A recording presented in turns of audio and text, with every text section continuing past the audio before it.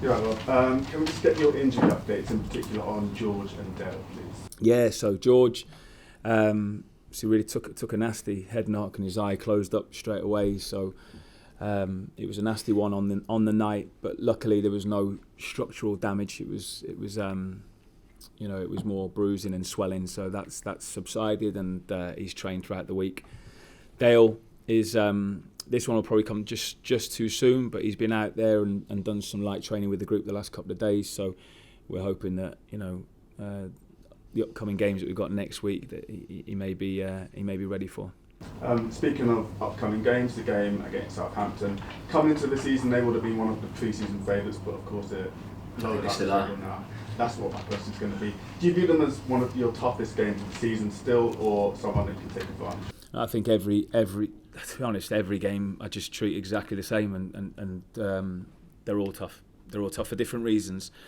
They haven't got the results that they would have wanted yet, but some of the performances have been very good, and they've been tight games, and for whatever reason, maybe some things have just not quite gone their way. It will happen for them. It will happen for them. They've got very good players, and we've got to make sure that we go and be the best versions of ourselves and make it difficult for them again, and but concentrate on us. But tomorrow, there's no mistake in this at all. This will be a very, very difficult game. And in terms of this Borough team compared to when you came in at Luton, very different styles of teams, different players as well. Which has been more of a challenge for you in terms of adapting to that?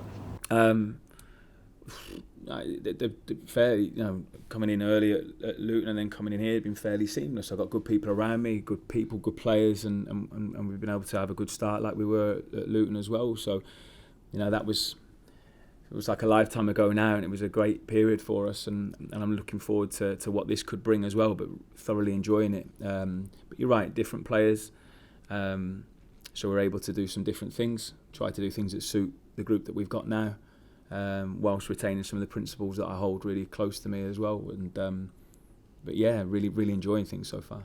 And just finally for me, you touched upon players who've made a good start. One of those is Luke Ailing. When you came in, was the plan for him always to be on the right side of a 3, or how did that come about? No, to be honest, I really thought we were going to be a 4 when I first came into the football club, and I think we still might get there at some stage as well. But during pre-season, it was because it suited the players that we had at the time and people that were available. We sort of thought it suited us the most, the back 3, and that position probably suits Luke the most as well.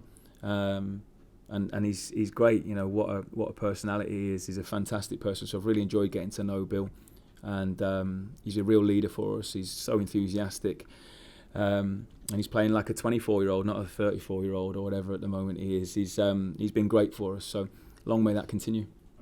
Thank you. Are you quite impressed with how adaptable your squad seems to be? I mean, you had the worries in the central defensive position last Friday night. Possibly you might have them this weekend, depending on what formation you go for. But you found a solution to it. Are you quite impressed with how the players seem quite adaptable? Yeah, we try and talk about what ifs and think about, right, if we have these issues, what do we do? But yeah, the resilience and the adaptability that we showed last week was really, really pleasing for us. And then we can lean on that as well, because if we have to deal with those sorts of things again, which over the course of the season, no doubt we will, we can handle it.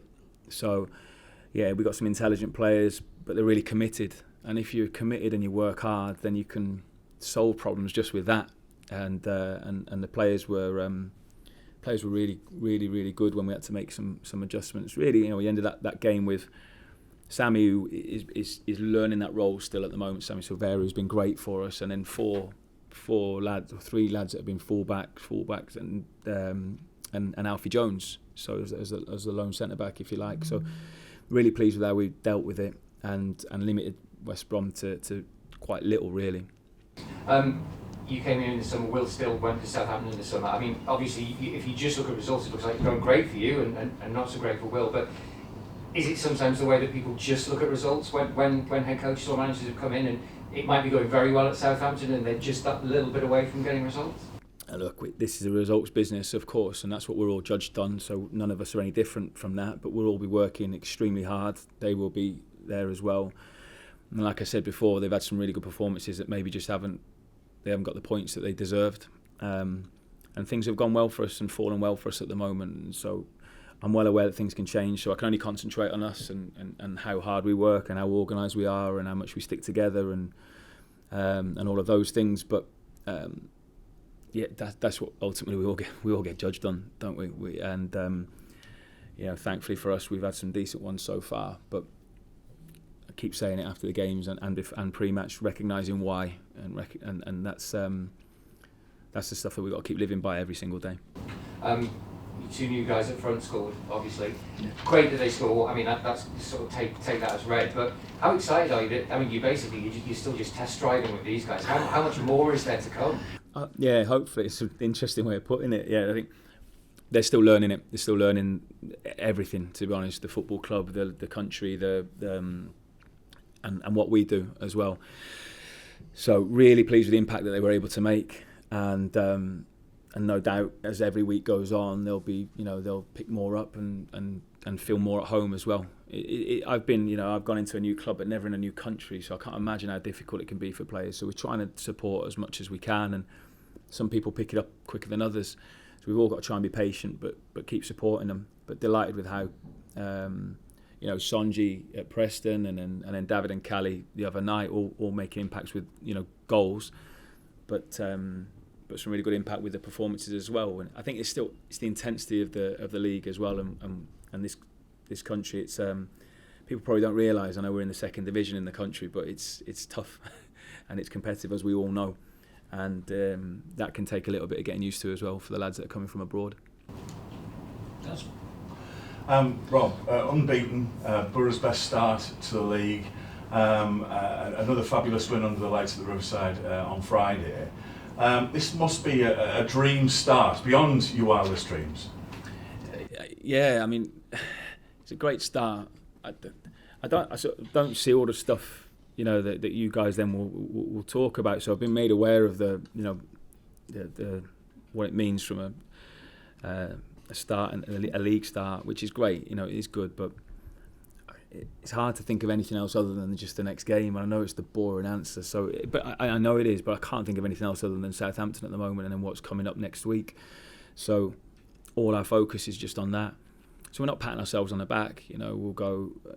It's good. Of course it is. It's great to have the points in the bag and build some belief and confidence, and that's fantastic. But you quite quickly judged again on the next one. So let's go and perform well again. And we've seen that in social media this week, from the players. We've seen the buoyant mood, the fabulous thing of Tommy Conway, the team photograph, which was great fun. There's a real positive and happy feeling amongst the squad. With that, the rest of the country are taking notice of Borough now. We've seen it on Sky and on other podcasts as well. People standing up and taking notice of the start that you've had. How important is it to keep the players, feet on the ground, but also maintain that positivity that they're clearly enjoying this spell? Yeah, we're allowed to enjoy it, and the players are allowed to enjoy it and smile and have fun. And when it's time to work, we work and graft. And that's really the only way we know how. So as long as we can stay consistent and we keep saying the right things and trying to do what we think are the right things, then I think the players will respond in the correct way as well. And will continue to follow us and to try and set the right standards and keep hold themselves almost accountable to those standards and those levels as well, because they know what is required to win games of football. And if we maintain those, we're not going to win all the time. We're not going to pick up points all the time, but consistently, then we will be able to pick up points. And I think that's the important thing over the course of a season. We've mentioned injuries already. How are we in the squad in terms of your selection for Sam? Yeah, other than we didn't obviously didn't ask about Daryl. So Daryl was one I was aware of some pain that he had going into last week's game. I wasn't able to talk about it much because I wasn't aware of the sort of the full situation. We got some more information during the week, and unfortunately he's got an Achilles injury. So Daryl will be missing. It will be a number of weeks. We're not sure of how long yet. So it's a real difficult one for him, because obviously he was on such a high after Preston, a great performance. He was emotional because of how hard he'd worked, and we were all so happy for him. So he's really, really disappointed, and but we'll get around him, we'll support him, and he will be back out there again soon, hopefully. But unfortunately, Daryl will be out. Yeah, and it's 22 years, pretty much to the day, that Middlesbrough last won down at Southampton. Wow. They've come down from the Premier League. A new manager, like we said. As we saw it against Liverpool the other night, they're still a very dangerous team, and can you give us a sort of insight into your sort of team ideas and selection ideas about how you're going to cope with that? I'll try not to give them too much. But yeah, clearly they've got a good team. They've made 9 changes, and I know Liverpool made a lot of changes, but Liverpool, they've got great players everywhere. So 9 changes, and they performed really well. So they'll be happy with that. They played a couple of different ways, not with different formations this season. The last couple of league games they've been with a back 4. Obviously went back to a 3/5 in midweek against Liverpool, which is understandable with the level of team they're playing against. But they've got loads of good individuals, and again, I think what Will wants, and listening to some of the things that he'll talk about and say, he wants like a quick, exciting game. He wants them to be able to press and play forward and run forward and loads of energy. But they've got lots of players who are good technical players who can play in between the lines. We know one very well as well, and they've got quality all over the pitch. So they've made some changes. Some people have left, which happens when you get relegated from the Premier League, but they've been able to recruit well as well. And we're just they're performing well, and maybe 1 or 2 results have gone against them, but they will. There's no doubt the results will click. There's no doubt about that. So we've got to make sure that we go down and we deliver a really, really strong performance. Yeah. And you mentioned Finn Azaz there. Obviously, the squad know him very well. Is that going to be to your advantage?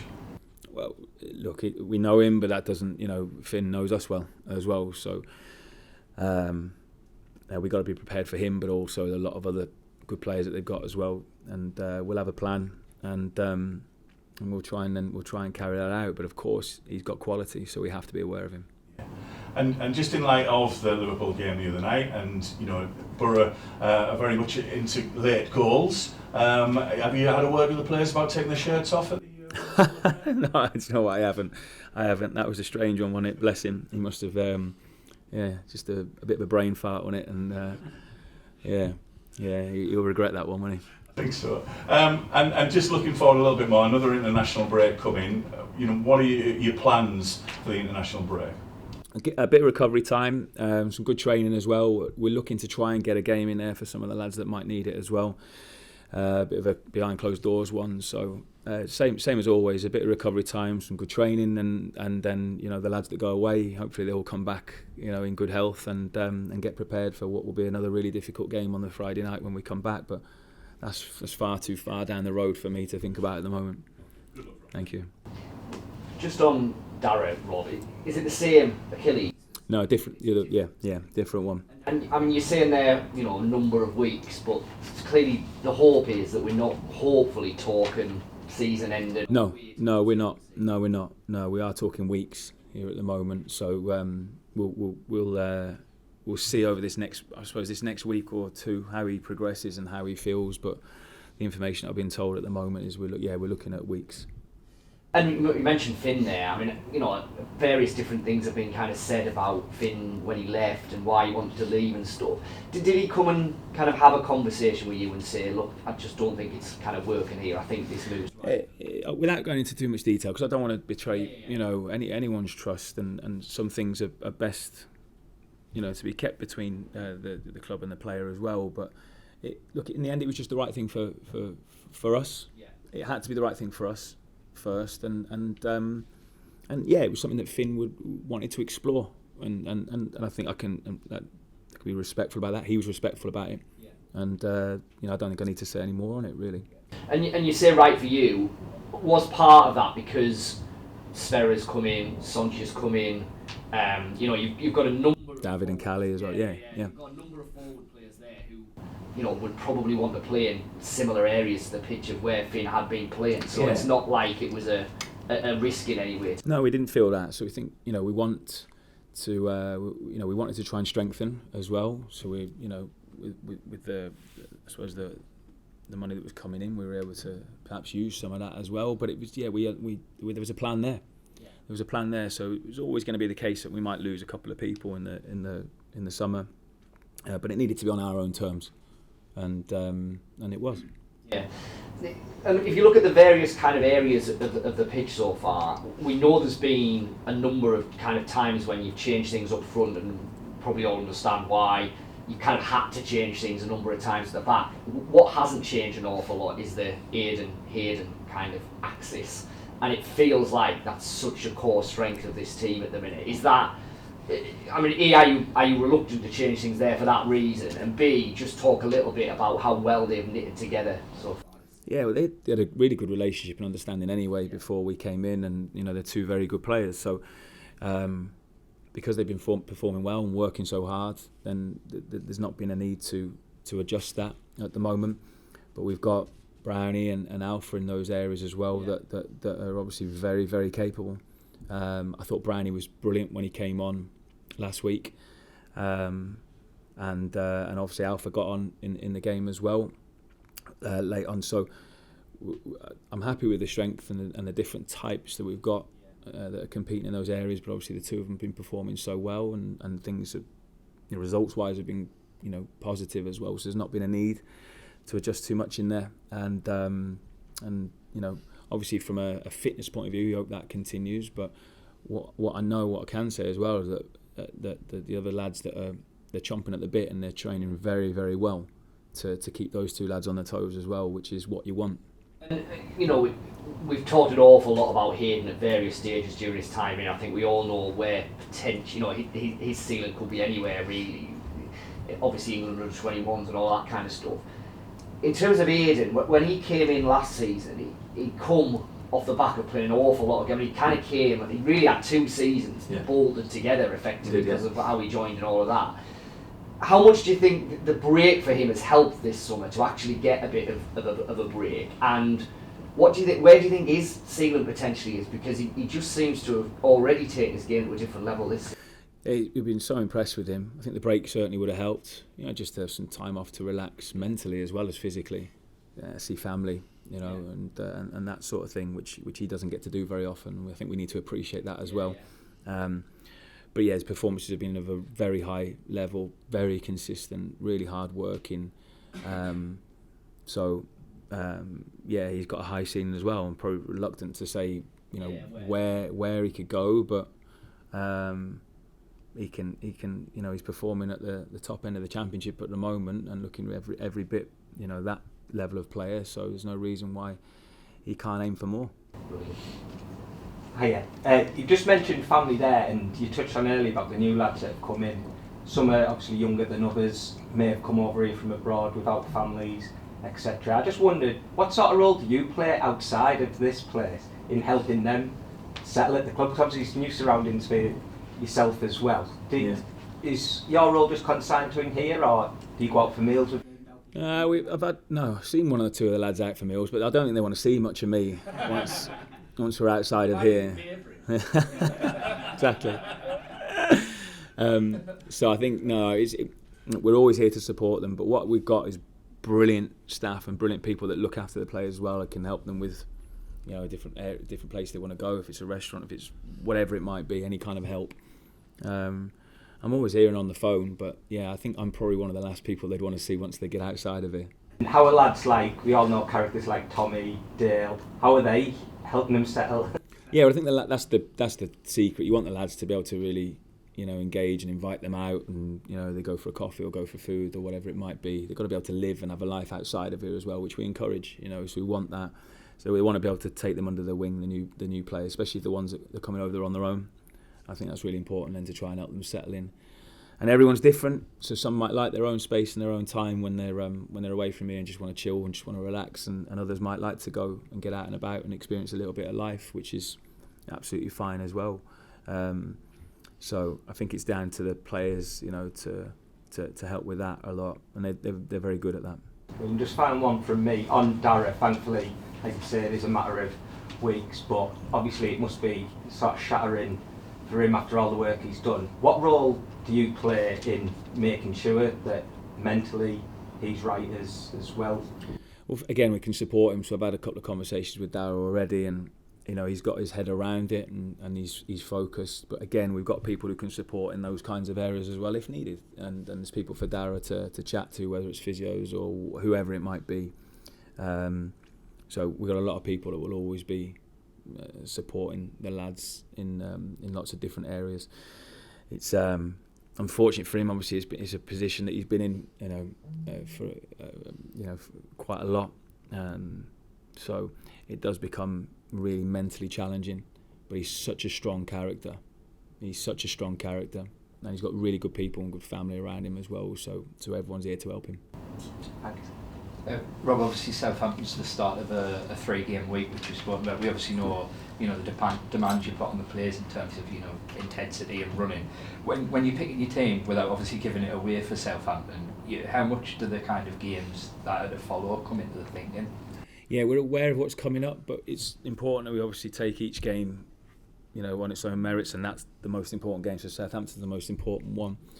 Whilst we're aware, the plan is in place then for the upcoming week. But I'm someone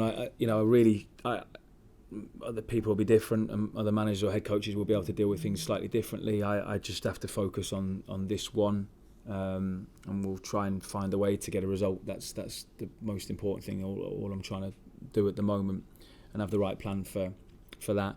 What I'm confident in now is that we've got a group of players that, if we do need to make changes and freshen things up for whatever reason, we can do that, as the week goes on.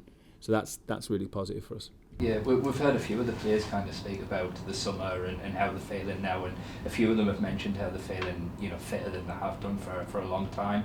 I guess the only other, mark of a 3-game week was the week with the Doncaster Cup game in midweek, but there was obviously, a lot of natural changes with it being the Cup.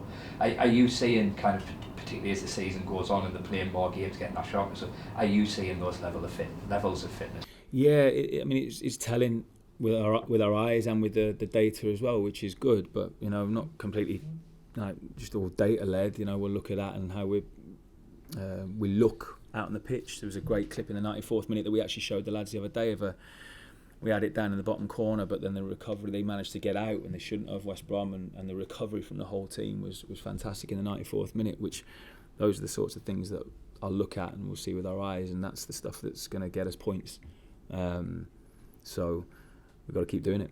Yeah, it was interesting earlier to hear you talk about the formation, and you mentioned when you came in, your initial thinking was a back four. I guess it might have been the kind of easy, lazy, whatever word you want to use for it, prediction to think you might play with a back three because that's what you'd previously done, but it was interesting that you said there you were initially thinking a back four. Yeah, again, maybe the lazy thing is not know that we'd played a back four quite a lot as well.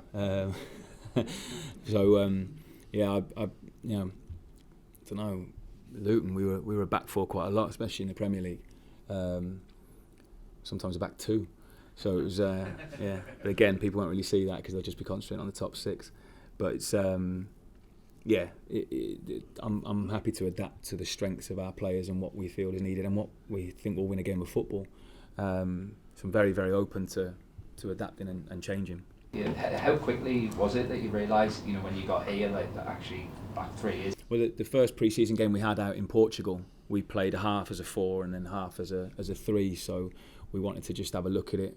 Felt it was the right thing to do. I think we did the same in the second game as well, and it sort of became a little bit more natural, I think, for everyone. Yeah, and you said that you weren't, you're not necessarily wedded to that back three. You can choose. What type of things will you be looking for, kind of moving forward, where you might then think actually this is the time to go to? There'll be many things. It might be that of who's available.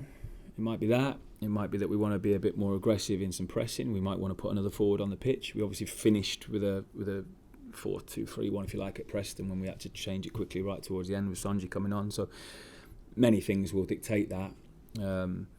But yeah, what we know we have got now is a squad that are capable of those changes, and that's the exciting thing. We need an adaptable squad.